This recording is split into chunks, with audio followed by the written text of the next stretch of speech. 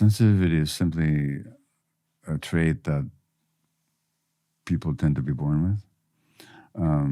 It's probably significantly genetically determined. And the more sensitive you are, the word sensitivity itself comes from the Latin word for feeling. The sensere means to feel. So the more sensitive you are, the more you feel. Now, the more you feel, of course, the more you absorb and sense and get in tune with the environment, which is what artists do. Poets, artists, actors, creators of, sculptors, actors, dancers. It's like they have these antennae out that just pull in energies, which really promotes what you call the superpower of creativity. But that same sensitivity also makes them more susceptible to pain, because the same touch that would be experienced as trivial by somebody less sensitive really might hurt the sensitive person. So when you get sensitivity combined with trauma or stress, you get a lot more need to protect yourself.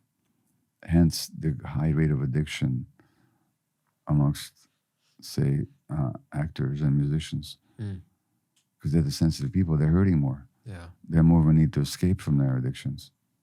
And you get one Hollywood story after another of some big star divulging their addiction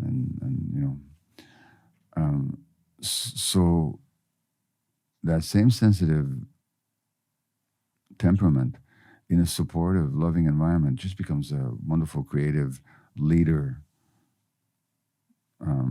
joyful, intuitive person. But in an unsupportive environment, they become more distorted, more hurt, more defensive. The creativity doesn't go away, but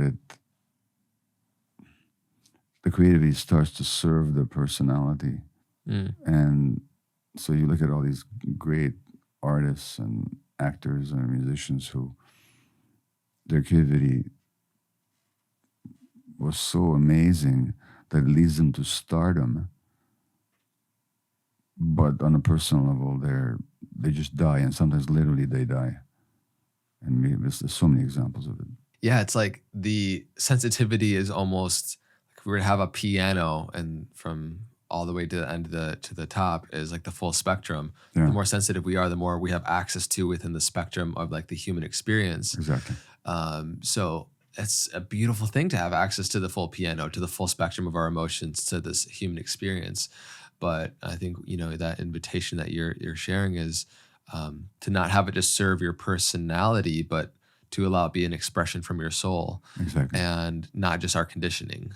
Exactly. Yeah. In the book, we give the example of Aretha Franklin, by the way, who there's a wonderful documentary about her where she gives a concert. I think here in LA, maybe in a church here when she was quite young, and she's just channeling God. I mean, that's the only way you can put it, and that's just coming through her. And then she's got this song R-E-S-P-C-T, Respect, which is kind of an anthem of the women's movement. And she herself was not respected at all. She was an abused child and an abused woman. She had this great creativity, incredible talent, but she was hobbled from being her true self in her personal life.